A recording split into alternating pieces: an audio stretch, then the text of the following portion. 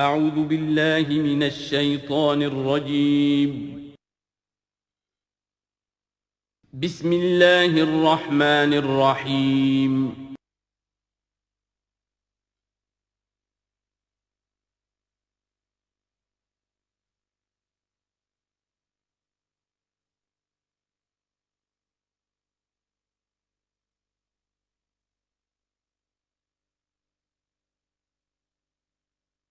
نحمده ونصلي على رسوله الكريم اما بعد فاعوذ بالله من الشيطان الرجيم بسم الله الرحمن الرحيم يا ايها الذين امنوا اتقوا الله حق تقاته ولا تموتن الا وانتم مسلمون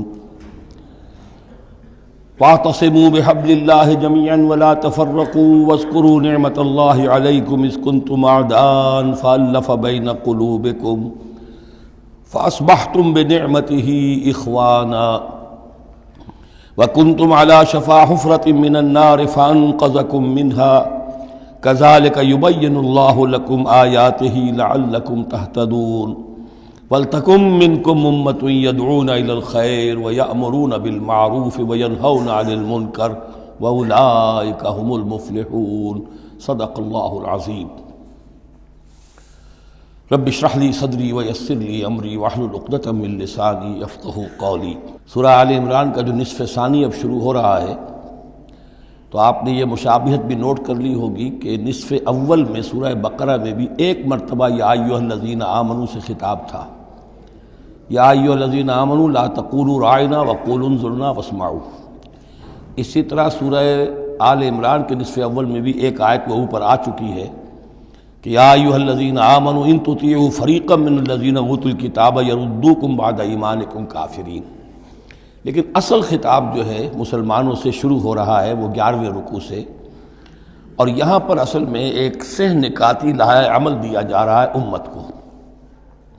ظاہر بات ہے کہ یہ امت اب ہمیشہ قائم رہنے والی ہے قیامت تک، اور اس میں زوال بھی آئے گا، اور اللہ تعالیٰ لوگوں با ہمت لوگوں کو بھی پیدا کرے گا، اولو العزم لوگوں کو پیدا کرے گا، جیسا کہ ہمیں معلوم ہے مجددین امت اٹھتے رہے ہر صدی کے اندر۔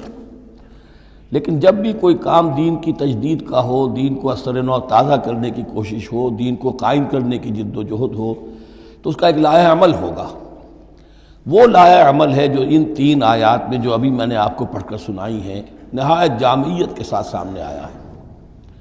اور یہ حسن اتفاق ہے کہ یہ 3 آیات ہیں، جیسے سورۃ العصر 3 آیات ہیں، ایسے یہ 3 آیات ہیں نہایت جامع۔ اس میں پہلا نقطہ کیا ہے؟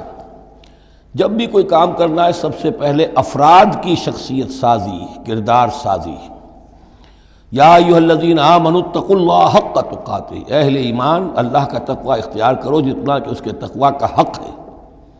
وَلَا تَمُوتُنَّ إِلَّا وَأَنْتُمْ مُسْلِمُونَ، اور دیکھنا ہرگز موت نہ آنے پائے مگر فرما برداری کی حالت میں۔ یہ سب سے گاڑھی آیت ہے قرآن مجید میں تقوی کی تلقین کے لیے۔ اللہ کا حق جتنا ہے اتنا تقوی۔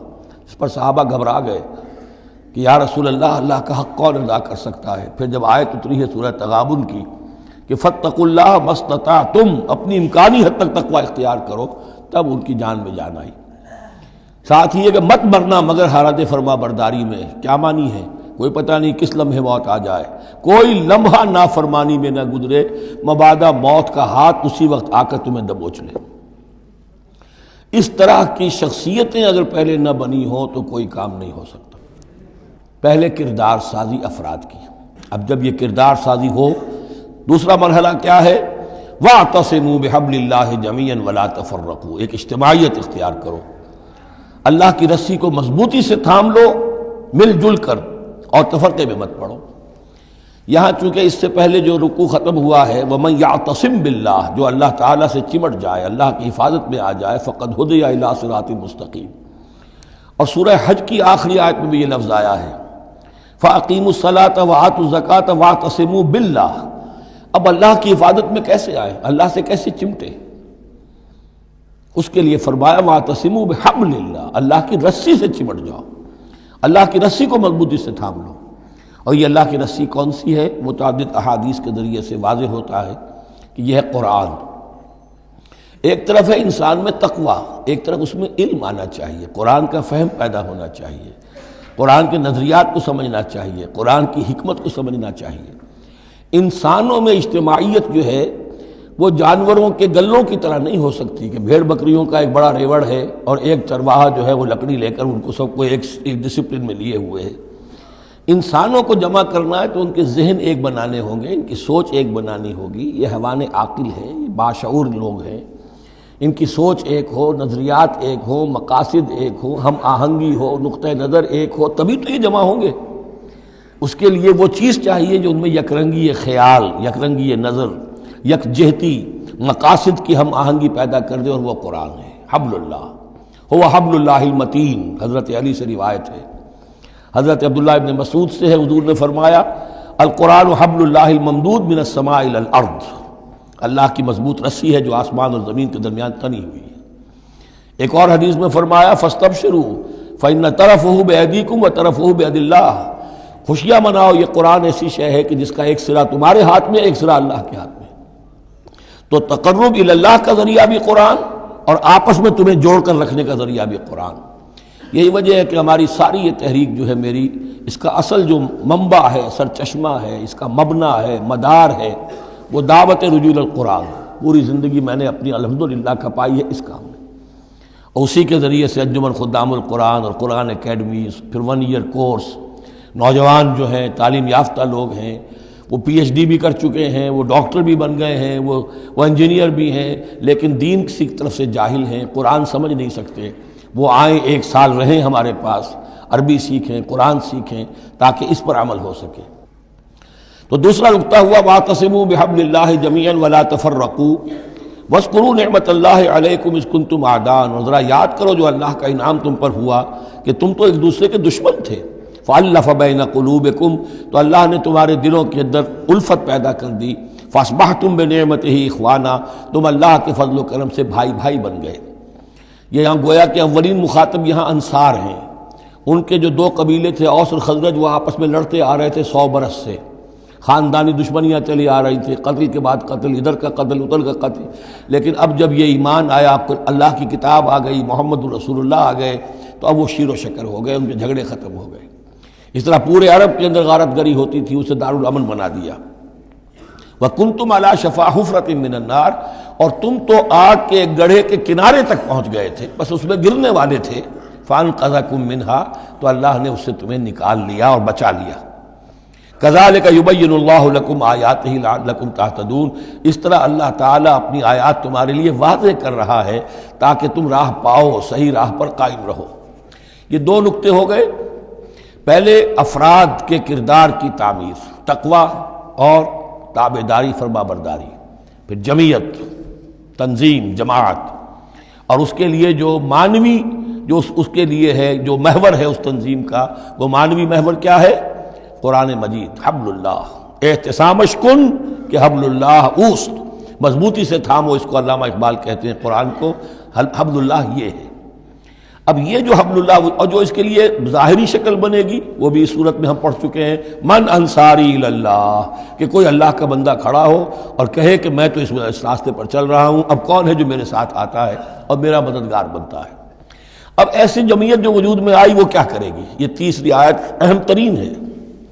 وَلْتَكُن مِّنكُمْ أُمَّةٌ يَدْعُونَ إِلَى الْخَيْرِ وَيَأْمُرُونَ بِالْمَعْرُوفِ وَيَنْهَوْنَ عَنِ الْمُنكَرِ، سے نکاتی پھر آ گیا۔ تیسرے میں 3 کام، یہ جماعت کے کرنے کے کام صرف 3 ہیں۔ دعوت خیر، دعوت الی الخیر، اور سب سے بڑا خیر یہ قرآن ہے۔ یامرون بالمعروف، نیکی کا حکم دیتے رہیں، وینہون عن المنکر، اور بدی سے روکتے رہیں، واولئک ھم المفلحون، اور یہی لوگ ہیں جو فلاح پانے والے ہیں۔ ولتکن منکم امۃ، تم میں سے ایک ایسی امت وجود میں آنی چاہیے، منکم ہے، گویا کہ ایک بڑی امت ہے امت مسلمہ، وہ تو اب 150 کروڑ ہیں یا 140 یا 130 کروڑ ہیں، سوئے ہوئے ہیں، اپنے منصب کو بھولے ہوئے ہیں، دین سے دور ہیں۔ تو اب اس امت کے اندر چھوٹی امت بنے، ایک جماعت بنے، وہ جماعت اپنے ذمے یہ کام لے لے، جاگو اور جگاؤ، جو ہمدرد کا ایک جو نعرہ ہے کہ اب جاگو اور جگاؤ، اللہ نے تمہیں جاگنے کی صلاحیت دے دی، اب اوروں کو جگاؤ، اور اس کے لیے طاقت فراہم کرو، ایک جماعت بناؤ۔ وَلْتَكُن مِّنكُمْ أُمَّةٌ يَدْعُونَ إِلَى الْخَيْرِ وَيَأْمُرُونَ بِالْمَعْرُوفِ وَيَنْهَوْنَ عَنِ الْمُنكَرِ وَأُولَٰئِكَ هُمُ الْمُفْلِحُونَ۔ یہی لوگ فلاح پانے والے ہیں۔ وہ بڑی امت کروڑوں کی جو ہے جو یہ کام نہیں کرتی، وہ فلاح کی امید میں اگر ہے اور نجات کی امید میں ہے تو ایک امید موہوم ہے۔ فلاح پانے والے صرف یہ لوگ ہوں گے، اولئک ھم المفلحون۔ اب اسی میں آگے چل کر میں نے جو منہج انقلاب نبوی ہے اس میں یہ بات واضح کی ہے کہ جب کوئی انقلاب کے لیے آخری اقدام ہوگا وہ بھی نہی عن المنکر بالید، اس لیے کہ حدیث میں حضور نے نہی عن المنکر کے 3 مرتبے بیان کیے ہیں۔ ابو سعید خدری رضی اللہ عنہ سے روایت ہے، من رأى منکم منکرا فلیغیرہ بیدہ فإن لم یستطع فبلسانہ فإن لم یستطع فبقلبہ وذلک اضعف الایمان، رواہ مسلم رحمہ اللہ۔ تم میں سے کوئی شخص کسی منکر کو دیکھے، اس کا فرض ہے اسے طاقت سے، زور سے، ہاتھ سے بند کرے، روکے، بدلے۔ اگر اس کی طاقت نہیں ہے تو زبان سے تو کہے، اس کی بھی ہمت نہیں ہے تو دل میں نفرت ضرور رکھے، اور یہ ایمان کا کمزور ترین درجہ ہے۔ نفرت بھی ختم ہو گئی، وائے ناکامی متاع کارواں جاتا رہا، کارواں کے دل سے احساس زیاں جاتا رہا، تو اب کوئی ایمان نہیں۔ ہاں دل میں نفرت ہے تو اگلا قدم اٹھاؤ، زبان سے کہنا شروع کرو، بھائی یہ چیز غلط ہے، یہ حرام ہے، یا اللہ نے اس کو حرام ٹھہرایا ہے، مت یہ کام کرو۔ لیکن ساتھ ہی اپنی طاقت بناتے جاؤ، ایک جماعت بناؤ، قوت بناؤ۔ جب وہ طاقت ہو جائے اب کہو کہ اب یہ نہیں کرنے دیں گے، پھر وہ ہوگا نہی عن المنکر بالید، طاقت کے ساتھ۔ یہ ہوگا انقلاب کا جو ہے آخری مرحلہ۔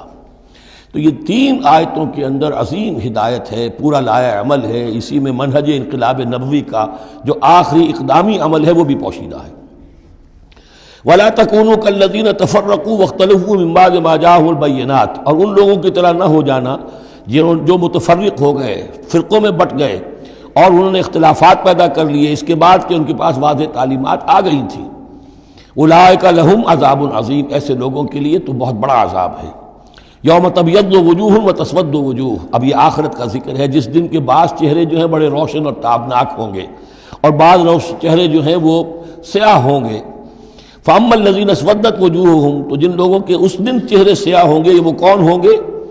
اکفرتم بعد ایمانکم، یہ وہی لوگ ہوں گے جو ایمان کے بعد کفر میں لوٹ گئے، ہدایت کے آنے کے بعد تفرقے میں پڑ گئے، زدم زدہ میں پڑ گئے، انہوں نے اس عبد اللہ کو چھوڑ دیا۔ اکفرتم بعد ایمانکم فذوقوا العذاب بما کنتم تکفرون، تو اب ذرا مزہ چکھو اس عذاب کا، اس کفر کی باعث جو تم کرتے رہے تھے۔ واما الذین ابیضت وجوہہم، اور وہ لوگ جن کے چہرے سفید ہوں گے، روشن ہوں گے، تابناک ہوں گے، ففی رحمت اللہ ہم فیہا خالدون، وہ اللہ کی رحمت میں ہوں گے اور اس میں ہمیشہ ہمیشہ رہیں گے۔ تلک آیات اللہ نتلوہا علیک بالحق، یہ اللہ کی آیات ہیں جو ہم آپ کو پڑھ کر سنا رہے ہیں حق کے ساتھ۔ وما اللہ یرید ظلما للعالمین، اور اللہ تعالیٰ تو جہان والوں کے لیے ظلم کا ارادہ نہیں رکھتا۔ لوگ اپنے اوپر ظلم کرتے ہیں، خود غلط راستے پر پڑتے ہیں، اور اس کی پھر ان کو سزا دنیا اور آخرت میں بھگتنی پڑتی ہے۔ وَلِلَّهِ مَا فِي السَّمَاوَاتِ وَمَا فِي الْأَرْضِ، جیسا کہ میں نے عرض کیا اکثر اہم بحثوں کے بعد پھر یہ آیت آتی ہے اس طرح کی کہ گویا کہ یہ ایک کنکلوڈنگ ریمارک، اللہ ہی کے لیے ہے جو کچھ آسمانوں اور زمین میں ہے، وَإِلَى اللَّهِ تُرْجَعُ الْأُمُورُ، اور بالآخر سارے معاملات اللہ ہی کی طرف لوٹا دیے جائیں گے۔ كُنْتُمْ خَيْرَ أُمَّةٍ أُخْرِجَتْ لِلنَّاسِ، تم وہ بہترین امت ہو جسے لوگوں کے لیے برپا کیا گیا ہے، یعنی یہ پوری امت مسلمہ اس لیے بنائی گئی تھی۔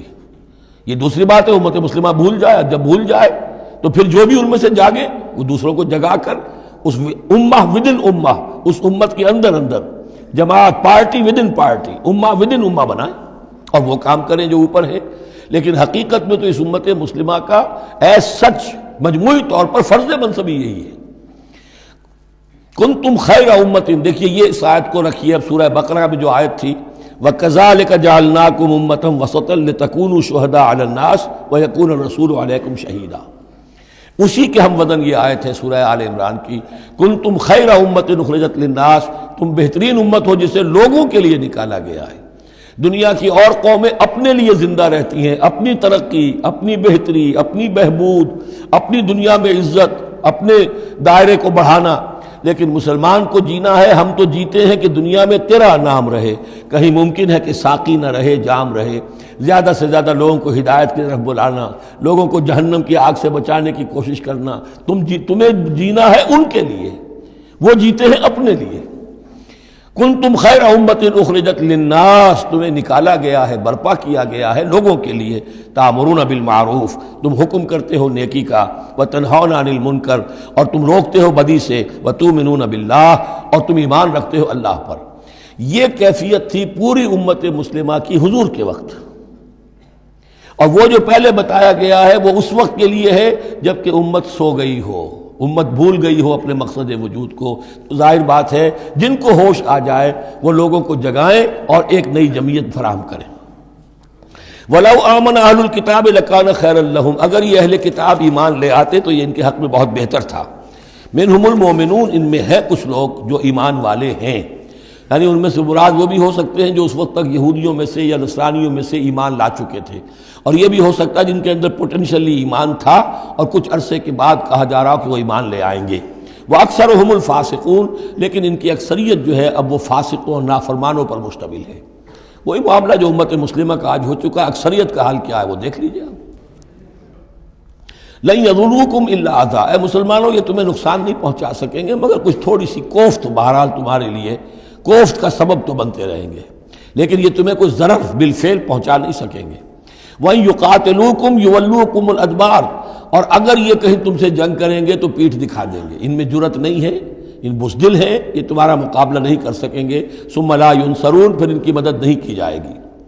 ضُرِبَتْ عَلَيْهِمُ الذِّلَّةُ، اب وہ آیت آ گئی سورہ بقرہ کے وہ جو 7ویں رکوع کے آخر میں آئی تھی، بس تھوڑا سا ترتیب کا فرق ہے۔ ضُرِبَتْ عَلَيْهِمُ الذِّلَّةُ أَيْنَمَا ثُقِفُوا، ان کے اوپر ذلت تھوپ دی گئی ہے، مسلط کر دی گئی ہے جہاں بھی پائے جائیں۔ الا بحبل من اللہ وحبل من الناس، سوائے یہ کہ اللہ کا کوئی سہارا انہیں ہو، کسی وقت اللہ انہیں سہارا دے دے، یا ان کا سہارا بن جائیں لوگ، جیسے آج پوری عیسائی دنیا ان کا سہارا بنی ہوئی ہے۔ اسرائیل قائم ہے تو اپنے بل پر نہیں، پوری عیسائی دنیا کی سپورٹ پر قائم ہے۔ ابھی جو یہ جنگ ہوئی تھی خلیج کی جنگ، تو جو اس کا کمانڈر ان چیف تھا، اس کا وہ نام میرے ذہن سے اس وقت اتر رہا ہے، اس نے صاف کہہ دیا تھا، اس لیے کہ فوجی لوگوں کی زبان سے نکل جاتا ہے، جن کے منہ سے نکل جاتی ہے، جن کے منہ سے سچی بات مستی میں، فقیہ مصلحت بھی سے وہ رندے بادہ خار اچھا، انہوں نے صاف کہہ دیا تھا یہ پوری جنگ ہم نے اسرائیل کے تحفظ کے لیے لڑی ہے۔ کس قدر خونریزی ہوئی ہے، صرف اسرائیل کا تحفظ پیش نظر تھا، تو یہ ساری سپورٹ ان کی ہے۔ ضربت علیہم الذلۃ اینما ثقفوا الا بحبل من اللہ وحبل من الناس وباؤوا بغضب من اللہ، اور یہ اللہ تعالیٰ کا غضب جو ہے اور غصہ انہوں نے حاصل کر لیا ہے۔ وضربت علیہم المسکنہ، اور ان کے اوپر کم ہمتی مسلط کر دی گئی ہے۔ ذالک بانہم کانوا یکفرون بآیات اللہ، جو کہ تم وہی الفاظ آ رہے ہیں، اور اللہ تعالیٰ تو ظالم نہیں ہے، تو ان کا یہ حشر اس لیے ہوا ہے کہ یہ اللہ تعالیٰ کی آیات کا انکار کرتے رہے۔ وَيَقْتُلُونَ الْأَنْبِيَاءَ بِغَيْرِ حَقٍّ، اور انبیاء تک کو قتل کرتے رہے ناحق۔ ذَلِكَ بِمَا عَصَوْا وَكَانُوا يَعْتَدُونَ، اور یہ ہوا اس لیے کہ انہوں نے نافرمانی کی روش اختیار کی اور حدود سے تجاوز کیا۔ لیسوا سواء، پھر وہی بات جو میں عرض کر چکا ہوں، یہ سب کے سب برابر نہیں ہیں، ان میں سے اچھے بھی ہیں برے بھی ہیں۔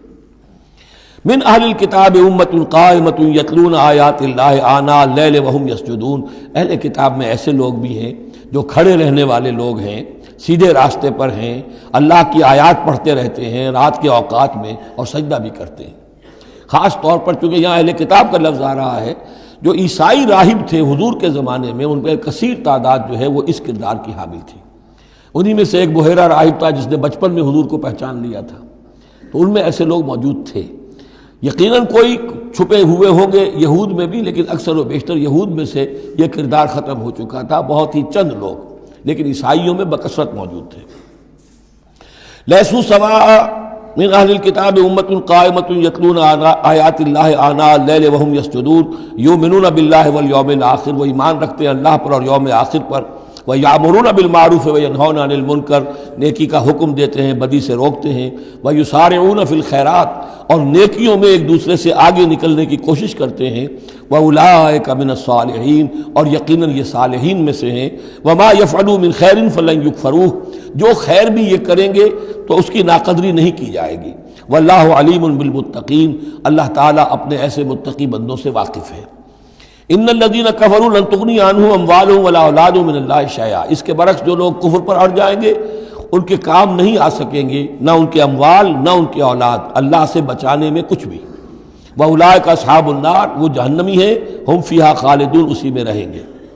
مثل ما ينفقون في هذه الحیات الدنیا كمثل ريح فيها سر اصابت حرث قوم ظلموا انفسهم فاهلكت۔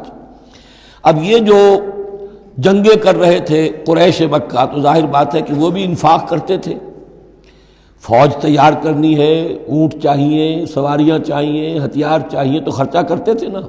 اب یہ اس کی طرف اشارہ ہے کہ یہ لوگ جو دنیا کی زندگی میں کچھ خرچ کرتے ہیں، یا تو دین کی مخالفت کے لیے، یا اپنے جی کو ذرا جھوٹی ایک تسلی دینے کے لیے کہ ہم کچھ نہ کچھ صدقہ خیرات بھی کرتے ہیں، چاہے ہمارا کردار کتنا ہی گر گیا ہو، تو ان کے انفاق کی مثال ایسی ہے کمثل ریح فیہا سر، کہ جیسے ایک زوردار آندھی ہو جس میں پالا ہو، بہت ٹھنڈ ہو، اصابت حرث قوم، وہ کسی قوم کی کھیتی کو آ پڑے، ظلموا انفسہم، جنہوں نے اپنی جان پر ظلم کیا، فاہلکت ہو، اور اس سب کو تباہ و برباد اور تہس نہس کر کے رکھ دے۔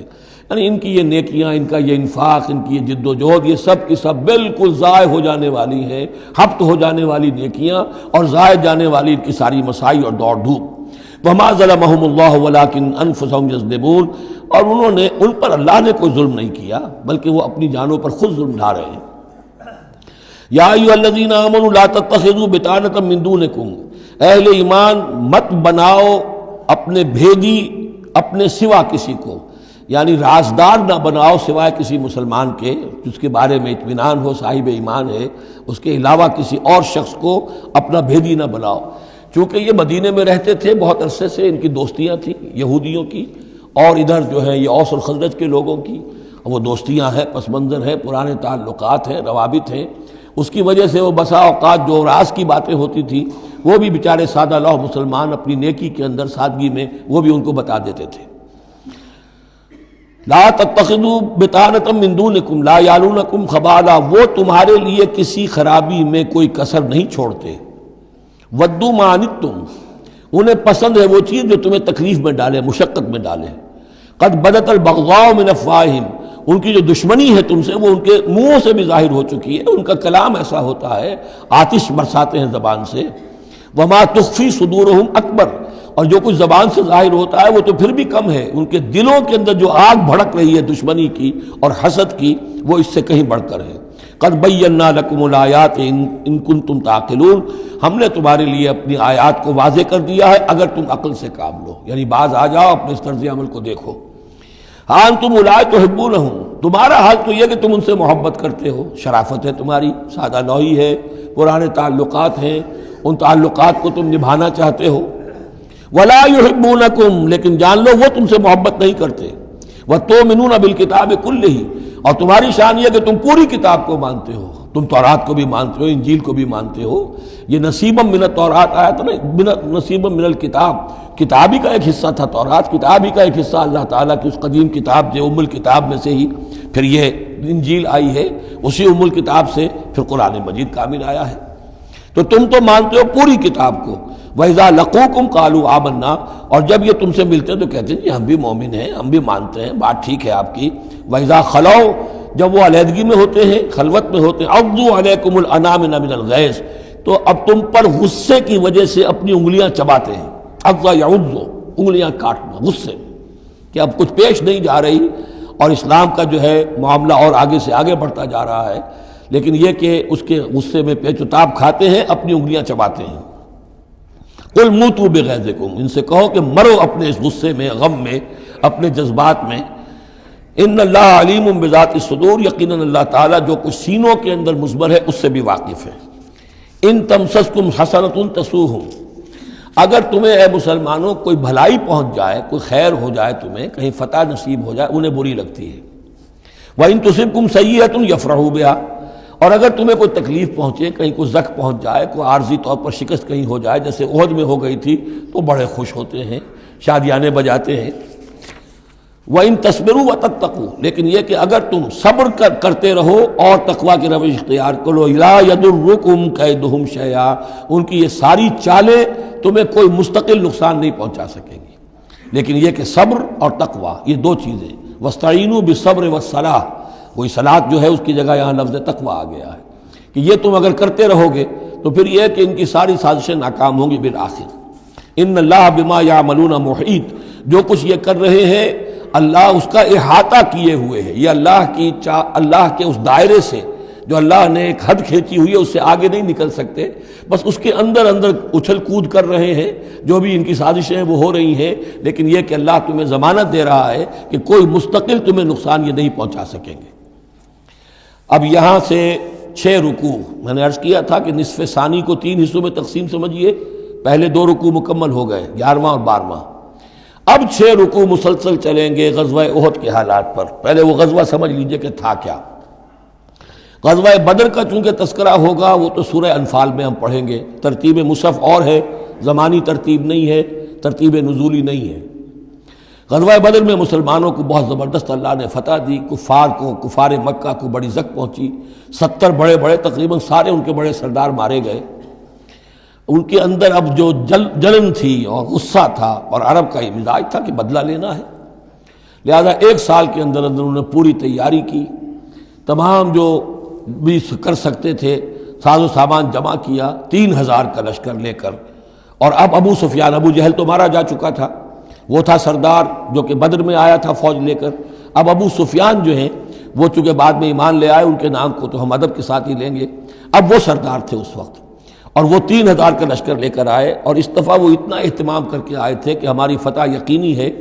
اپنے بچوں کو، خاص طور پہ خواتین کو بھی ساتھ لے کر آئے تاکہ ہمارے اندر غیرت رہے کہ ہماری عورتیں بھی ساتھ ہیں. اگر کہیں میدان سے ہمارے قدم اکھڑ گئے تو ہماری عورتیں جو ہے وہ قبضے میں چلی جائیں گی مسلمانوں کے.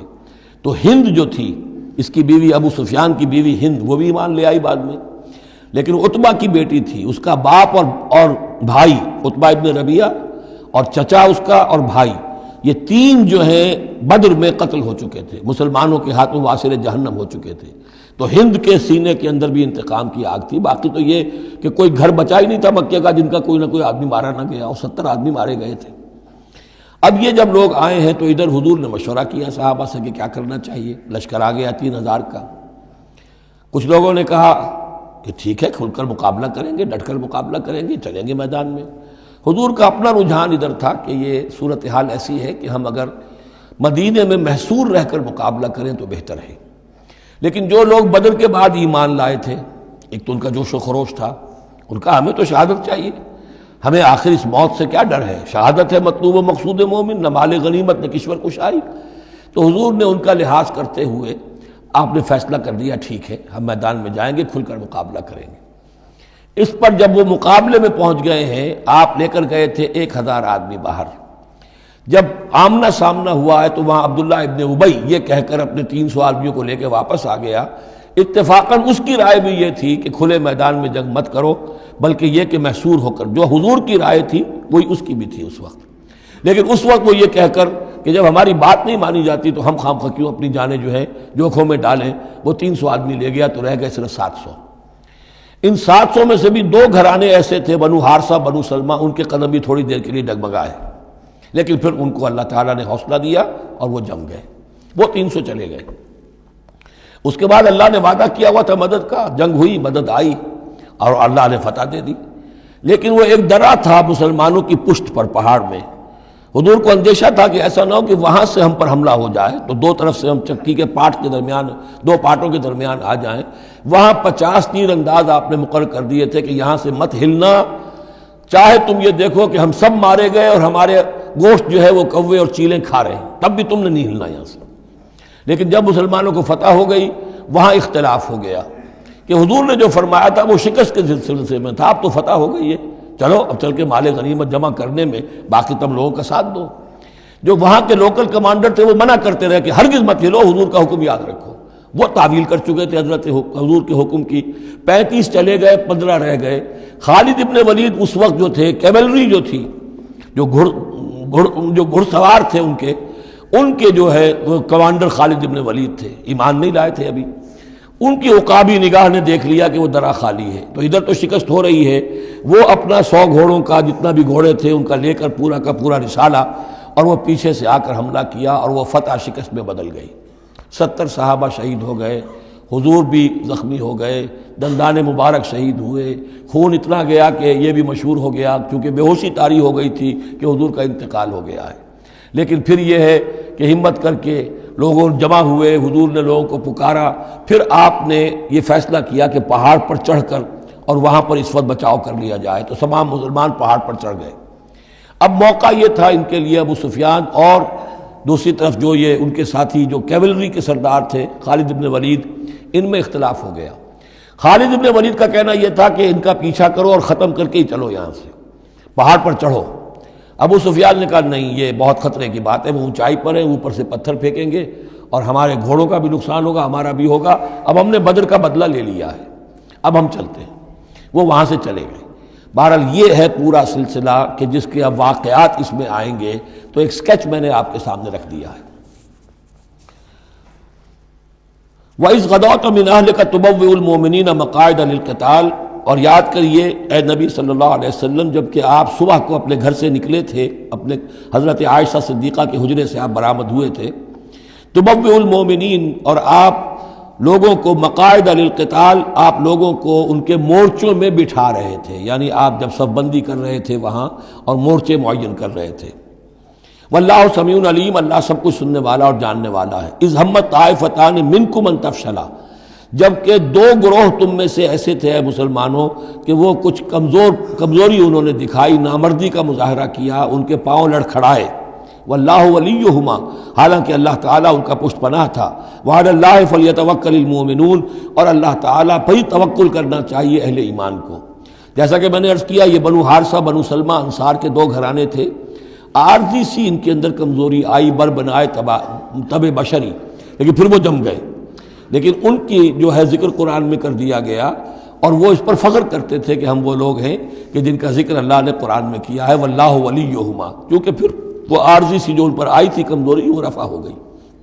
اور آپ غور کریں گے کہ وہ جو بدبخت تھے 300 جو چلے گئے عین میدان جنگ سے، ان کا ذکر بھی اللہ نہیں کر رہا یہاں پر، گویا کہ وہ اس لائق بھی نہیں ہے کہ ان کا ذکر کیا جائے۔ انڈائریکٹلی اس کا ذکر آخر میں آئے گا، ورنہ شروع میں نہیں۔ وَلَقَدْ نَصَرَكُمُ اللَّهُ بِبَدْرٍ وَأَنْتُمْ أَذِلَّةٌ، اور مسلمانوں یاد کرو اللہ نے تمہاری مدد کی تھی بدر میں جبکہ تم بہت کمزور تھے۔ کل 8 تلواریں، 313 کے سوا سب کے پاس تلواریں نہیں تھیں، 8 تلواریں کل۔ 200 کا 100 گھوڑے کا رسالہ لے کر آئے تھے بدر میں بھی، ادھر 2 گھوڑے تھے صرف، ادھر 700 اونٹ تھے، ادھر 70 اونٹ تھے۔ یہ کوئی 313 کے مقابلے میں 1000، تو اللہ نے تمہاری مدد کی تھی۔ وَلَقَدْ نَصَرَكُمُ اللَّهُ بِبَدْرٍ وَأَنْتُمْ أَذِلَّةٌ، تم بہت کمزور تھے اس وقت۔ فَاتَّقُوا اللَّهَ لَعَلَّكُمْ تَشْكُرُونَ، تو اللہ کا تقوی اختیار کرو تاکہ تم اللہ کا صحیح معنی میں شکر ادا کر سکو۔ اس تقول للمؤمنین، اے نبی جب کہ آپ کہہ رہے تھے اہل ایمان سے، أَلَنْ يَكْفِيَكُمْ، کیا تمہارے لیے یہ کافی نہیں ہے، أَنْ يُمِدَّكُمْ رَبُّكُمْ بِثَلَاثَةِ آلَافٍ مِنَ الْمَلَائِكَةِ مُنزَلِينَ، کہ اللہ تعالیٰ تمہاری مدد کرے 3000 فرشتوں سے کہ جو آئیں اترنے والے ہیں آسمان سے، یعنی 3000 کا لشکر آیا ہے۔ تو اے مسلمانوں میں تمہیں خوشخبری دیتا ہوں، اللہ تعالیٰ 3000 فرشتے تمہاری مدد کو بھیجے گا۔ بلا، حضور نے اللہ تعالیٰ کی طرف سے آ رہا، یہ بات تو حضور نے فرمائی تھی، اللہ تعالیٰ نے حضور کی اس دعا، گویا کہ دعا کہہ لیجئے یا جو بھی آپ نے پیشن گوئی کی، ایک طرح کا استدعا بھی ہو سکتی تھی کہ اللہ سے اس طریقے سے آپ یہ استدعا کر رہے ہوں، تو فوراً اس کی منظوری کا اعلان ہو گیا، بلا کیوں نہیں۔ ان تصبروا وتتقوا، مسلمانوں اگر تم صبر کرو گے اور تقوی کی روش پر رہو گے، وَيَأْتُوكُم مِّن فَوْرِهِمْ هَٰذَا، اور اگر وہ فوری طور پر تم پر حملہ آور ہو جائے دشمن، يُمْدِدْكُمْ رَبُّكُمْ بِخَمْسَةِ آلَافٍ، تو اللہ تو تمہاری مدد کرے گا تمہارا پروردگار 3000 نہیں 5000 فرشتوں کے ذریعے سے، مصوبین جو نشان زدہ گھوڑوں کے اوپر آئیں گے۔ لیکن اس کے ساتھ دیکھیے وَمَا جَعَلَهُ اللَّهُ إِلَّا بُشْرَىٰ لَكُمْ، لیکن یہ سب بھی اللہ تعالیٰ کی طرف سے ایک بشارت کے طور پر تمہیں بتا دیا گیا، وَلِتَطْمَئِنَّ قُلُوبُكُمْ بِهِ، اور تاکہ تمہارے دل مطمئن ہو جائیں۔ وَمَا النَّصْرُ إِلَّا مِنْ عِنْدِ اللَّهِ، مدد تو ہوتی ہی اللہ کی طرف سے ہے، فرشتوں کا بھیجنا بھی ضروری نہیں ہے، اللہ فرشتوں کو بھیجے بغیر مدد کر سکتا ہے، کن فیکون کی شان رکھتا ہے۔ لیکن تمہاری طبع بشری کے حوالے سے تمہیں یہ خبر دی گئی ہے کہ 3000 کی اگر دشمن سامنے ہے تو تمہیں 3 نہیں 5000، اگر وہ فوری طور پر آگے حملہ آور ہو گئے تو 5000 تمہیں فرشتے بھیج دیں گے۔ لِيَقْطَعَ طَرَفًا مِّنَ الَّذِينَ كَفَرُوا، یہ اللہ تعالیٰ چاہتا ہے کہ یہ کافروں کا ایک بازو کاٹ دے، اور یکبتہم، یا ان کو ذلیل کر دے، فینقلبوا خائبین، تاکہ پھر وہ لوٹ جائیں بہت ہی خائب و خاسر ہو کر، ناکام ہو کر۔ اب یہ گفتگو ذہن میں رکھیے، ترتیب جو ہے وہ نہیں ہے۔ پہلے جو ذکر ہو رہا ہے وہ تو آپ میدان جنگ میں پہنچ چکے تھے، یہ ذکر ہو رہا ہے اس سے پہلے کا، جب خبریں پہنچی ہوں گی کہ 3000 کا لشکر آ رہا ہے، اس وقت جو گفتگو ہوئی ہے۔ اب اس جنگ کے دوران جو بھی کچھ مسلمانوں سے خطائیں ہوئیں، غلطیاں ہوئیں، ان کی طرف بھی اشارہ ہے۔ اس میں بعض ایک معاملہ ایسا بھی ہوا جو حضور سے بھی خطا کا ایک معاملہ ہوا، اس کے اوپر بھی گرفت ہے، بلکہ سب سے پہلے حضور والے معاملے کو لیا جا رہا ہے۔ جب آپ زخمی ہو گئے شدید اور آپ پر بے ہوشی بھی طاری ہوئی، پھر جب ہوش میں آیا تو آپ کی زبان پر یہ الفاظ آ گئے، کیف یہدی اللہ قوما خضبوا وجہ نبیہم بالدم، اللہ اس قوم کو کیسے ہدایت دے گا جس نے اپنے نبی کے چہرے کو خون سے رنگ دیا، کیونکہ تلوار کا وار پڑا تھا آپ کی یہ چیک جو ہے، چیک بون پر، یہ جو ہڈی ہے چہرے کی، اور اس سے 2 آپ کے دانت بھی شہید ہو گئے تھے، اور یہ کہ فوارہ خون کا چھوٹا تھا، اور اس فوارے سے ظاہر بات ہے آپ کا پورا چہرہ لہو لہان، پورا جسم، اور خون اتنا گیا کہ آپ پر بے ہوشی طاری ہو گئی۔ کیف یہدی اللہ قوما، اللہ کیسے ہدایت دے گا اس قوم کو، خضبوا جنہوں نے رنگ دیا، وجہ نبیہم اپنے نبی کے چہرے کو، بالدم خون سے۔ اس پر گرفت ہو رہی ہے۔ لیس لک من الامر شیء، اے نبی آپ کا کوئی اختیار نہیں ہے، آپ کا کام ہے دعوت دینا، تبلیغ کرنا، لوگوں کی ہدایت و ضلالت کا فیصلہ ہم کرتے ہیں، آپ نہیں کرتے۔ اور دیکھیے اللہ نے کیا شان دکھائی، جس شخص کی وجہ سے یہ سب کچھ ہوا ہے، خالد ابن ولید، حضور ہی کے زبان مبارک سے اسے خطاب دلوایا، خالد سیف من سیوف اللہ، خالد اللہ کی تلواروں میں سے تلوار ہے۔ حالانکہ یہ ساری زخ جو پہنچی ہے وہ حضرت خالد ابن ولید اس وقت تک جو وہ کفر کے سرداروں میں سے تھے اور وہ آئے تھے۔ لیس لک من الامر شیء، اے نبی یہ اختیار آپ کا نہیں ہے، او یتوب علیہم او یعذبہم، اللہ کے اختیار میں، وہ چاہے گا تو ان کی توبہ کی توفیق دے دے گا، وہ ایمان لے آئیں گے، یا اللہ چاہے گا انہیں عذاب دے گا، فإنہم ظالمون، اس لیے کہ ظالم تو ہیں، انہوں نے گناہ تو کیا ہے، غلط کام کر رہے ہیں، سزا کے وہ حقدار ہو چکے ہیں، لیکن ہو سکتا ہے اللہ انہیں ہدایت دے دے۔ اب دیکھیے یہ وقت کی بات ہوتی ہے، چند سال پہلے طائف میں وہ دعا جو ہے آپ سے کہا گیا، فرشتہ آیا کہ اے نبی جنہوں نے آپ پر پتھراؤ کیا ہے اور آپ کی توہین و تذلیل کی ہے، یہ ملک الجبال جو ہے کہتا ہے کہ میں حاضر ہوں، مجھے اللہ نے بھیجا ہے، آپ فرمائیں تو ان دونوں پہاڑوں کو ٹکرا دوں جن کے مابین یہ وادی کے اندر یہ شہر طائف آباد ہے، تاکہ یہ سب پس جائیں، سرما ہو جائیں۔ آپ نے فرمایا نہیں، کیا عجب کہ اللہ تعالیٰ ان کی آئندہ نسلوں کو ہدایت دے دے۔ لیکن اب یہ مرحلہ کچھ ایسا تھا کہ زبان مبارک سے وہ جملہ نکل گیا۔ یہ بھی ہو سکتا ہے کچھ چونکہ بے ہوشی سے ایک دم اٹھے ہیں تو اس وقت شاید پوری طریقے سے آپ جو ہے اپنے پوری طرح اپنے حواس جو ہے ابھی بحال نہیں ہوئے تھے اور یہ الفاظ نکل گئے۔ لیکن اللہ تعالیٰ کا معاملہ یہ الرب رب وَإِن تنزل والعبد عبد وَإِن ترقى، بندہ بندہ ہی رہتا ہے چاہے کتنا ہی بلند ہو جائے، اور رب رب ہی ہے چاہے کتنا ہی نزول فرما لے۔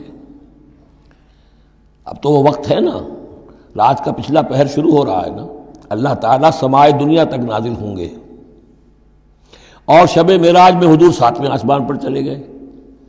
اللہ اس پہلے آسمان پر آ کر بھی رب ہے، اور حضور اس 7ویں آسمان پر پہنچ کر بھی بندے ہیں۔ الرب رب وَإِن تنزل والعبد عبد وَإِن ترقى وَلِلَّهِ مَا فِي السَّمَاوَاتِ وَمَا فِي الْأَرْضِ، اللہ ہی کے لیے ہے جو کچھ کہ ہے آسمانوں اور زمین میں۔ یغفر لمن یشاء ویعذب من یشاء، وہ جس کو چاہتا ہے بخش دیتا ہے، جس کو چاہتا ہے عذاب دیتا ہے۔ واللہ غفور الرحیم، اللہ غفور الرحیم ہے۔ یا ایھا الذین آمنوا لا تاکلوا الربا اضعافا مضاعفہ، اہل ایمان سود مت کھاؤ دوگنے پر دگنا۔ یہ جو کمپاؤنڈ انٹرسٹ ہے، بڑھتا چڑھتا رہتا ہے، یہ اصل میں پہلی آیت جو ہے سود کی حرمت میں وہ یہ ہے۔ بلکہ نوٹ کیجئے، جیسا کہ میں نے نوٹ کرا دیا تھا کل آپ کو، سب سے پہلے ایک مکی صورت میں سورہ روم میں بات آ گئی تھی، ما آتیتم من ربا لیربو فی اموال الناس فلا یربو عند اللہ وما آتیتم من زکاۃ تریدون وجہ اللہ فاولئک هم المضعفون۔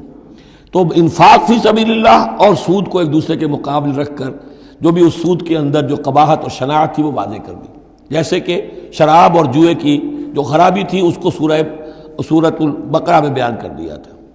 اب یہاں وہ دوسرا آ گیا معاملہ کہ یہ کم سے کم سود کی شرح جو بہت زیادہ، جسے یوجری کہتے ہیں آج کل، یہ سود کے جو ذاتی مسائل کے لیے لیتے ہیں، ہمارے ہاں بھی ایسے سود خور موجود ہیں، بہت ہائی ریٹ آف انٹرسٹ پر وہ دیتے ہیں لوگوں کو قرض اور ان کا خون چوس جاتے ہیں۔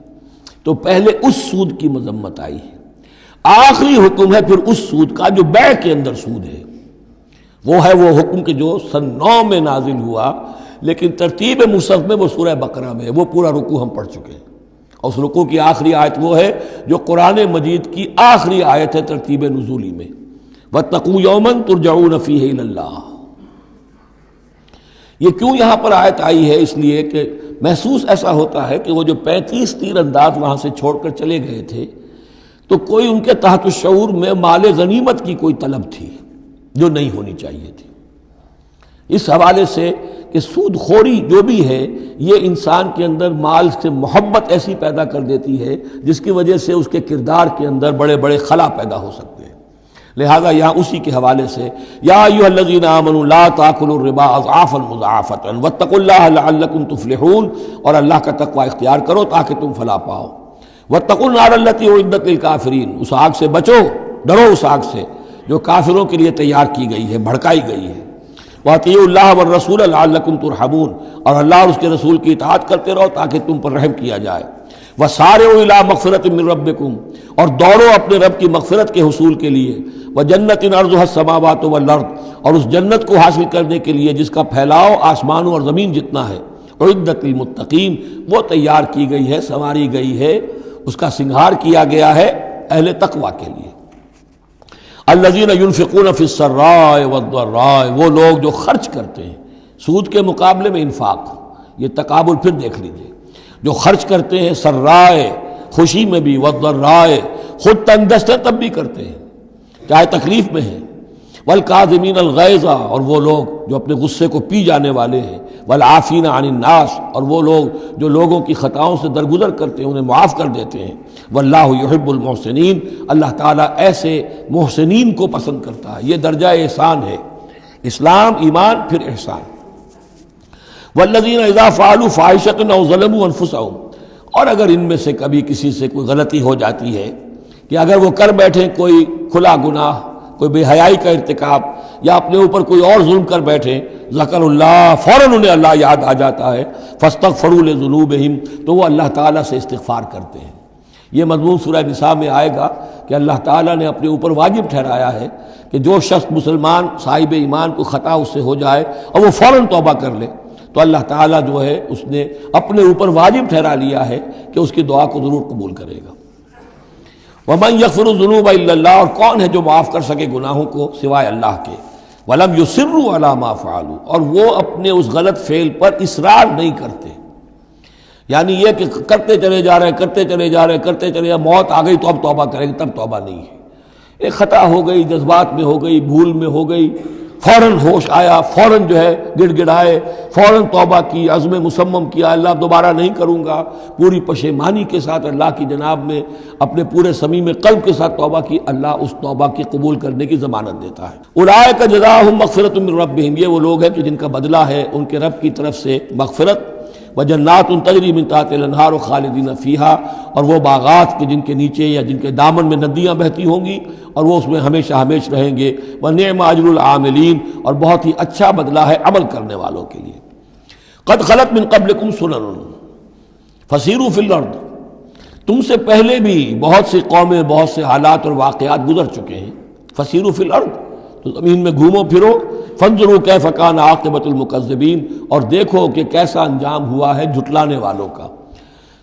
جب ان کے قریش کے قافلے جاتے تھے وہ شام کی طرف، تو راستے میں تو جو قوم سمود کا مسکن بھی آتا تھا، وہ بستیاں بھی آتی تھیں جن میں کبھی حضرت لوط نے تبلیغ کی تھی، ان کے جو کھنڈرات تھے، تو یاد کرو کہ ان کے ساتھ کیا کچھ ہوا ہے۔ ھذا بیان للناس وھدی وموعظۃ للمتقین، یہ بیان ہے لوگوں کے لیے، وضاحت ہے لوگوں کے لیے، اور ہدایت ہے اور نصیحت ہے متقین کے حق میں۔ ولا تہنوا ولا تحزنوا، یہ آیت بڑی اہم ہے، اور نہ کمزور پڑو اور نہ غم کھاؤ. وَأَنْتُمُ الْأَعْلَوْنَ إِن كُنتُم مُؤْمِنِينَ، ہمارا پختہ وعدہ تمہارے ساتھ یہ ہے کہ تم ہی سربلند ہوگے، آخری فتح تمہاری ہوگی، تم ہی سب سے اونچے ہوگے بشرطے کہ تم مومن ہوئے. اور اس آیت کا میں حوالہ دیا کرتا ہوں. آج دنیا میں ہم ذلیل ہیں، اعلیٰ تو نہیں ہیں، بلند تو نہیں ہیں. نتیجہ کیا نکلتا ہے؟ ایمان نہیں ہے ہمارے اندر. ایک عقیدہ ہے، موروثی عقیدہ ہے، ایمان، یقین والا ایمان، burning faith, living faith, conviction, وہ کہاں ہے؟ یا پھر قرآن اللہ کا کہنا جھوٹ ہے. انتم الاعلون ان کنتم مؤمنین. ہو نہیں سکتا کہ امت کے اندر ایمان موجود ہو اور پھر وہ دنیا میں ذلیل و خوار ہو. ان یمسسکم قرح فقد مس القوم قرح مثلہ. اب ظاہر بات ہے کہ اتنی بڑی جو ایک چوٹ پہنچی تھی، 70 صحابہ شہید ہو گئے، اس میں حضرت حمزہ بھی ہیں، مصعب بن عمیر بھی ہیں. انصار کا کوئی گھرانہ نہیں تھا. واپس جب آئے ہیں حضور صلی اللہ علیہ وسلم اور مسلمان تو ہر گھر میں کوہرام مچا ہوا. اس وقت تک میت پر بیان کرنے کی بھی ممانعت نہیں ہوئی تھی، تو عورتیں جو ہیں وہ مرثیے کہہ رہی تھیں، بیان کر رہی تھیں، ماتم کر رہی تھیں. اس حال میں خود حضور صلی اللہ علیہ وسلم کی زبان مبارک سے الفاظ نکل گئے، اما حمزہ تو فلا بواکی لہو. ہائے حمزہ کے لیے تو کوئی رونے والی بھی نہیں، کیونکہ حمزہ کی کون یہاں خواتین ہیں رشتہ دار؟ حمزہ تو مہاجر تھے. انصار کے گھرانے میں جو خواتین ہیں وہ تو اپنے اپنے مردوں کی، اپنے اپنے شہیدوں کی، مقتولوں کی جو ہے وہ کر رہی ہیں، بیان کر رہی ہیں. اس پر پھر انصار نے جا کر اپنے گھروں سے خواتین کو حضرت صفیہ کے گھر بھیجا، حضرت حمزہ کی ہمشیرہ، کہ وہاں جا کر تعزیت کرو. تو بہرحال دکھ تو محمد کو بھی پہنچا ہے صلی اللہ علیہ وسلم. آخر یہ حساس دل تھا آپ کا، پتھر کا کوئی ٹکڑا تو نہیں تھا سینے کے اندر. جو بھی زخم پہنچی ہے، یہاں اللہ تعالیٰ اہل ایمان کی دلجوئی کے لیے کہہ رہا ہے کہ اتنے غمگین نہ ہو، اتنے ملول نہ ہو، اتنے دل گرفتہ نہ ہو. ان یمسسکم قرح، اگر تمہیں کوئی چرکا لگا ہے اب، فقد مس القوم قرح مثلہ، تو تمہارے دشمن کو اس جیسا ہی چرکا لگ چکا ہے کہ نہیں؟ 1 سال پہلے ان کے 70 مارے گئے تھے کہ نہیں؟ وَتِلْكَ الْأَيَّامُ نُدَاوِلُهَا بَيْنَ النَّاسِ. اور یہ تو دن ہیں جن کو ہم لوگوں میں الٹ پھیر کرتے رہتے ہیں، اونچ نیچ، ایک سی کیفیت ہم نہیں رکھتے. وَلِيَعْلَمَ اللَّهُ الَّذِينَ آمَنُوا. اور یہ اس لیے ہوتا ہے کہ اللہ دیکھ لے کہ کون حقیقتاً مومن ہے. اس لیے کہ امتحان نہ آئے، آزمائش نہ آئے، تکلیف نہ آئے، قربانی نہ دینی پڑے، کوئی زک نہ پہنچے تو سبھی مومن ہیں. پھر تو پتہ چلتا ہے کہ کون ثابت قدم رہا، کس نے اپنا سب کچھ لگا دیا، کس نے صبر کیا. تو اللہ تعالیٰ جاننا چاہتا ہے، دیکھنا چاہتا ہے. وَلِيَعْلَمَ اللَّهُ الَّذِينَ آمَنُوا وَيَتَّخِذَ مِنكُمْ شُهَدَاءَ. اللہ چاہتا ہے تم میں سے کچھ کو مقام شہادت عطا کرے، اپنی گواہی کے لیے قبول کر لے انہیں. وَاللَّهُ لَا يُحِبُّ الظَّالِمِينَ. اللہ ظالموں کو پسند نہیں کرتا. اگر تمہیں تکلیف پہنچی اس کا یہ مطلب نہیں ہے کہ اللہ تعالیٰ نے کفار کی مدد کی ہے اور کفار کو پسند کیا، معاذ اللہ. وَلِيُمَحِّصَ اللَّهُ الَّذِينَ آمَنُوا وَيَمْحَقَ الْكَافِرِينَ. اور یہ اس لیے ہوا ہے کہ اللہ تعالیٰ اہل ایمان کو بالکل پاک کر دے. یعنی تمہارے ہاں اب خاص طور پر جو انصار مدینہ ہیں، جو ابھی ایمان لائے ہیں، ان میں کچھ کچے بھی ہیں، پکے بھی ہیں. اللہ چاہتا ہے کہ وہ پوری طریقے سے پک بھی جائیں، اور اگر کوئی کچا ہی رہنا ہے تو وہ کٹ بھی جائے، تاکہ جماعت کی بحثیت مجبوری جو ہے اس کی قوت کو ضعف نہ پہنچے. تو پاک کر لینا، تمحیص، بحث و تمحیص میں یہ لفظ ہم استعمال کرتے ہیں. بحث کہتے ہیں کھریدنے کو. جیسے جانور جو ہے، کوا جو ہے زمین کو کھرے گا، پھر جو اسے نظر آئے گا کوئی دانہ ہے یا کوئی کنکر ہے تو علیحدہ کرے گا، اور دانے کو کھائے گا، کنکر کو چھوڑ دے گا. تو بحث ہے کھریدنا، اور تمحیص ہے جدا کر دینا. جو اس کے لیے ایٹیبل ہے، جس کو کھانے کا اس کے لیے ہے صحیح، اس کو لے لے گا. تو اللہ تعالیٰ بھی تمہارے اندر جو گڑبڑ ہو گئے ہیں، کچھ مومن صادق بھی ہیں، کچھ منافق بھی ہیں، کچھ پختہ ایمان والے بھی ہیں، کچھ کمزور ایمان والے بھی ہیں. تو یہ تمحیص کی ہے اللہ نے، دکھا دیا یہ 300 اور یہ عبداللہ ابن ابی یہ منافق ہیں. تمہیں نظر آ گیا نہیں؟ ورنہ کیسے نظر میں آتا؟ وَلِيُمَحِّصَ اللَّهُ الَّذِينَ آمَنُوا. تاکہ اللہ تعالیٰ اہل ایمان کو بالکل خالص کر دے. وَيَمْحَقَ الْكَافِرِينَ. اور کافروں کو مٹا دے. ام حسبتم ان تدخلوا الجنہ. اب یہ آیت تقریباً وہی ہے وہ جو اس سے پہلے ہم پڑھ چکے ہیں. نوٹ کر لیجئے، وہاں وہ آیت نمبر 142 تھی، 214، اور یہاں 142 ہے. ڈیجٹس وہی ہیں، آگے پیچھے ان کی ترتیب بدلی ہوئی ہے. اور جمع کریں گے تو 7 کا حصہ بنے گا۔ آیت نمبر 214 تھی، ام حسبتم ان تدخلوا الجنہ ولما یاتکم مثل الذین خلوا من قبلکم مستهم الباساء والضراء وزلزلوا حتى يقول الرسول والذین آمنوا معه متى نصر اللہ الا ان نصر اللہ قریب۔ وہی ہے آیت اب یہ، ام حسبتم ان تدخلوا الجنہ، کیا تم نے سمجھا تھا کہ جنت میں داخل ہو جاؤ گے؟ وَلَمَّا يَعْلَمِ اللَّهُ الَّذِينَ جَاهَدُوا مِنْكُمْ، ابھی تو اللہ نے دیکھا ہی نہیں ہے تم میں سے کون واقعتاً جہاد کرنے والے ہیں، ابھی تو امتحان ہے، ابھی اس کے امتحان اور بھی ہیں، ابھی تو تمہارے لیے بڑی سے بڑی منزلیں، کڑی سے کڑی منزلیں آنے والی ہیں۔ وَلَمَّا يَعْلَمِ اللَّهُ الَّذِينَ جَاهَدُوا مِنْكُمْ وَيَعْلَمَ الصَّابِرِينَ، اور ابھی تو اللہ تعالیٰ نے دیکھا ہی نہیں ہے کہ کون ہے تمہارے اندر جو واقعتاً اللہ کی راہ میں صبر اور استقامت کا ثبوت دیتے ہیں۔ وَلَقَدْ كُنْتُمْ تَمَنَّوْنَ الْمَوْتَ مِنْ قَبْلِ أَنْ تَلْقَوْهُ، اور تمہارا حال یہ ہے کہ تم موت کی تمنا کرتے تھے اس سے پہلے کہ وہ ان سے ملاقات ہوئی۔ یہ وہ جو نئے لوگ ایمان لائے تھے اور نوجوان تھے، ان کا تھا ہمیں تو شہادت چاہیے اور ہم تو کھلے میدان میں جائیں گے، یہ اب ان کے اوپر تھوڑا سا تبصرہ ہو رہا ہے کہ اس وقت تو شہادت کا بڑا ذوق و شوق جو ہے اور جوش جہاد اور ذوق شہادت کا اظہار ہو رہا تھا، اب تم نے موت دیکھ لی ہے نا، تو یہ ہے موت، اتنی اچھی چیز نہیں ہے موت، اتنی آسانی سے انسان اسے قبول نہیں کرتا۔ وَلَقَدْ كُنْتُمْ تَمَنَّوْنَ الْمَوْتَ مِنْ قَبْلِ أَنْ تَلْقَوْهُ، تم تمنائیں کرتے تھے موت کی، شہادت کی، اس سے پہلے کہ اس سے ملاقات ہوتی۔ فَقَدْ رَأَيْتُمُوهُ وَأَنْتُمْ تَنْظُرُونَ، تو اب تم نے اسے دیکھ لیا ہے اپنی آنکھوں سے، نگاہوں سے موت نکلی۔ وَمَا مُحَمَّدٌ إِلَّا رَسُولٌ، اسی میں ایک دفعہ یہ بھی ہو گیا تھا کہ کچھ لوگوں نے یہ کہا کہ جب محمد کا انتقال ہو گیا تو اب کس لیے جنگ کرنی؟ حضرت عمر بھی ہیں ان میں سے، جب خبر یہ اڑ گئی کہ حضور فوت ہو گئے، انہوں نے تلوار پھیر دی، بیٹھ گئے، اب کس کے لیے جنگ کرنی؟ تو اس میں کہا گیا کہ یہ تو تمہارا غلط رویہ ہے، گرفت ہو رہی ہے، ہر ایک کے اوپر گرفت ہوگی، پہلی گرفت محمد پر ہو گئی صلی اللہ علیہ وسلم، لیس لک من الامر شیء، تو حضرت عمر بہرحال حضور کے مقابلے میں تو کوئی حیثیت نہیں، ان پر بھی گرفت ہو رہی۔ وما محمد الا رسول، اور محمد کچھ نہیں ہے اس کے سوا کہ وہ اللہ کے رسول ہیں، وہ معبود تو نہیں ہے، تم ان کے لیے تو جہاد نہیں کر رہے، تم جہاد اللہ کے لیے کر رہے ہو، دین کا غلبہ جو ہے وہ اللہ کے دین کا غلبہ ہے، محمد کی حیثیت کیا ہے؟ وہ تو اللہ کے رسول ہے۔ وما محمد الا رسول قد خلت من قبلہ الرسل، اور ان سے پہلے بہت سے رسول گزر چکے، افئن مات، تو اگر وہ ان کا انتقال ہو جائے، او قتلا، یا بالفرض وہ قتل ہو جائیں، انقلبتم علی اعقابکم، تو کیا تم اپنی ایڑیوں کے بل لوٹ جاؤ گے؟ یہی تمہارے دین اور ایمان کی حقیقت ہے۔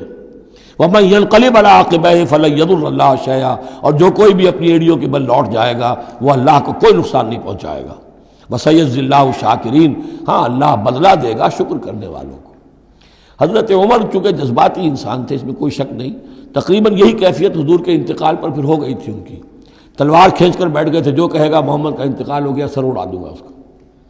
وہ تو پھر حضرت ابو بکر آئے، وہ یار غار، ثانی اسلام و غار و بدر و قبر، وہ آئے ہیں، ان کے لیے چونکہ رکاوٹ نہیں تھی، حضرت عمر تو اندر جا نہیں سکتے تھے، حضرت عائشہ کا حجرہ تھا، اب حضرت عائشہ بیٹی ہیں حضرت ابو بکر کی، وہ سیدھے گئے حجرے میں، جا کر چہرے مبارک پر چادر تھی ہٹائی اور آپ کی پیشانی کو بوسہ دیا اور کہا کہ اب دوبارہ موت آپ پر وارد نہیں ہوگی، اب تو حیات جاویدانی آپ کو حاصل ہو چکی۔ پھر باہر آ کر یہی آیت پڑھی، وما محمد الا رسول قد خلت من قبلہ الرسل افئن مات او قتل انقلبتم علی اعقابکم۔ حضرت عمر کہتے ہیں مجھے محسوس ہوا جیسے یہ آیت ابھی نازل ہوئی ہے، اتنا اثر ہوا۔ یہ عظیمت تھی حضرت ابو بکر کی، بہت بلند مقام ہے حضرت ابو بکر کا۔ وما کان لنفس ان تموت الا باذن اللہ، اور کسی جان کے لیے یہ ممکن ہی نہیں ہے کہ وہ مر سکے، اس پر موت وارد ہو مگر اللہ کے حکم سے۔ کتابا مؤجلہ، وہ تو لکھی ہوئی شے ہے اجل معین کے ساتھ، ہر ایک کا وقت طے ہے۔ Death is the best guard, آپ کا باڈی گارڈ جو ہے سب سے بہترین وہ موت ہے، موت کا وقت جب ہے تبھی آئے گی، اس سے پہلے کوئی آپ کے لیے موت لا نہیں سکتا۔ لہذا سب سے بڑی حفاظت انسان کے لیے خود اس کی موت ہے۔ وما كان النفس ان تموت الا باذن الله كتابا مؤجلا ومن يريد ثواب الدنيا نؤته منها، جو کوئی دنیا کا اجر و ثواب چاہتا ہے ہم اسے دیتے ہیں، یہ سورہ بقرہ میں بھی ہم پڑھ چکے تھے حج کے ذکر میں۔ وَمَن يُرِدْ ثَوَابَ الْآخِرَةِ نُؤْتِهِ مِنْهَا، اور جو واقعتاً آخرت کا ثواب چاہتا ہے، بدلہ چاہتا ہے، جزا چاہتا ہے اپنے اعمال کی، ہم اس میں سے اس کو دیں گے۔ وَسَنَجْزِي الشَّاكِرِينَ، اور شکر کرنے والوں کو ہم جزا دیں گے۔ وَكَأَيٍّ مِّن نَّبِيٍّ قَاتَلَ مَعَهُ رِبِّيُّونَ كَثِيرٌ، اور اے مسلمانوں یہ تمہارے ساتھ جو واقعہ پیش آیا ہے کوئی پہلا تو نہیں ہے، کتنے ہی نبی ایسے گزرے ہیں کہ ان کے ساتھ ہو کر ربیون، یہ ربی ربائی جو ان کا یہودیوں کے ہاں آج بھی لفظ چلتا ہے، ربانیون، ربائز، ربی، جو اللہ والے ہیں، اللہ کے ماننے اور چاہنے والے، اللہ کے متوالے، اللہ کے دیوانے۔ کائیم من نبی، کتنے ہی نبی گزرے ہیں، قاتل معاہو، ان کے ساتھ ہو کر جنگ کیا، ربیون نے، کثیر، اللہ والوں نے، اللہ کے غلاموں نے، اللہ کے عاشقوں نے۔ فما وہنوا لما اصابہم فی سبیل اللہ، تو اللہ کی راہ میں جو بھی تکلیفیں ان پر آئیں اس میں انہوں نے جی نہیں ہارا۔ وما ضعفوا، نہ انہوں نے کمزوری دکھائی۔ وما استکانوا، نہ ہمت ہاری۔ واللہ یحب الصابرین، اور اللہ تعالیٰ کو ایسے صابروں ہی سے محبت ہے۔ تو اے مسلمانوں ان کا کردار اپناؤ اور دل گرفتہ نہ ہو۔ وما كان قولهم الا ان قالوا ربنا اغفر لنا ذنوبنا واسرافنا في امرنا، اور ان کا تو ہر مرحلے پر یہی قول ہوتا تھا کہ وہ دعا کرتے تھے، اے رب ہمارے بخش دے ہمیں ہمارے گناہ، واسرافنا في امرنا، اور اگر ہم سے اپنے کسی معاملے میں حد سے تجاوز ہو جائے، جیسے کچھ تجاوز ہو گیا حضور سے کہ آپ نے وہ الفاظ فرما دیے، کیف یہدی اللہ قوما خضبوا وجہ نبیہم بالدم، یا جیسے حضرت عمر سے ہو گیا کہ تلوار پھینک کر بیٹھ گئے۔ تو اللہ جو اسراف ہم سے ہو جائے، اسراف ہے کسی حد سے تجاوز کر جانا، جائز حد تک خرچ کرنا ٹھیک ہے، آپ اس میں آگے بڑھ جاتے ہیں، وہ اسراف ہے۔ وَإِسْرَافَنَا فِي أَمْرِنَا، بخش دے جو بھی اسراف، جو بھی زیادتی ہم سے ہو گئی۔ وَثَبِّتْ أَقْدَامَنَا، اور ہمارے قدموں کو جما دے۔ وَانصُرْنَا عَلَى الْقَوْمِ الْكَافِرِينَ، اور ہماری مدد فرما کافروں کے مقابلے میں۔ یہی دعا تھی حضرت طالوت کے ساتھیوں کی، یہی دعا تھی جس پر ختم ہوئی وہ دعا کہ جو سورہ بقرہ کے اختتام پر آئی، فانصرنا علی الکافرین، وہی دعا یہاں بھی ہے۔ فآتاہم اللہ ثواب الدنیا وحسن ثواب الآخرہ، تو ان لوگوں کو اللہ تعالیٰ نے عطا فرمایا دنیا کا ثواب بھی، دنیا میں بھی سربلندی دی، فتوحات دی، وحسن ثواب الآخرہ، اور آخرت کے ثواب کا تو بہت ہی عمدہ حصہ ان کے لیے ہے۔ واللہ یحب المحسنین، اور اللہ تعالیٰ جو ہے ایسے محسنین کو پسند کرتا ہے۔ یا ایھا الذین آمنوا ان تطیعوا الذین کفروا یردوکم علی اعقابکم، اے اہل ایمان اگر تم ان لوگوں کا کہنا مانو گے جنہوں نے کفر کی روش اختیار کی ہے، وہ تمہیں تمہاری ایڑیوں کے بل واپس لے جائیں گے، فتنقلبوا خاسرین، اور پھر تم بالکل خسارے والے، تباہ اور برباد ہو جانے والے ہو جاؤ گے۔ بل اللہ مولاکم، تمہیں تو یہ سمجھنا چاہیے تمہارا مولا، مددگار، پشت پناہ، ساتھی، حمایتی اللہ ہے۔ وَهُوَ خَيْرُ النَّاصِرِينَ، اور وہی ہے کہ جو سب سے بڑھ کر مدد کرنے والا، سب سے اچھا مددگار ہے۔ سَنُلْقِي فِي قُلُوبِ الَّذِينَ كَفَرُوا الرُّعْبَ، ہم ان قریب کافروں کے دلوں میں رعب ڈال دیں گے، بِمَا أَشْرَكُوا بِاللَّهِ، اس سبب سے کہ انہوں نے شرک کیا اللہ کے ساتھ، مَا لَمْ يُنَزِّلْ بِهِ سُلْطَانًا، اور ایسی چیزوں کو شریک ٹھہرایا، ایسی ہستیوں کو یا چیزوں کو جس کے لیے اللہ تعالیٰ نے کوئی سند نہیں اتاری۔ وَمَأْوَاهُمُ النَّارُ وَبِئْسَ مَثْوَى الظَّالِمِينَ، اور اللہ ان کا ٹھکانہ جو ہے وہ جہنم ہے، اور بہت ہی برا ٹھکانہ ہے ظالموں کے لیے۔ یہ اصل میں اس آیت میں توجیہ ہو رہی ہے کہ وہ کیوں چلے گئے، جبکہ اس درجے ان کو یعنی کھلی فتح حاصل ہو چکی تھی، مسلمانوں کو ہزیمت ہو گئی، حضور اور صحابہ جو ہے انہوں نے پناہ لے لی ہے پہاڑ کے اوپر جا کر۔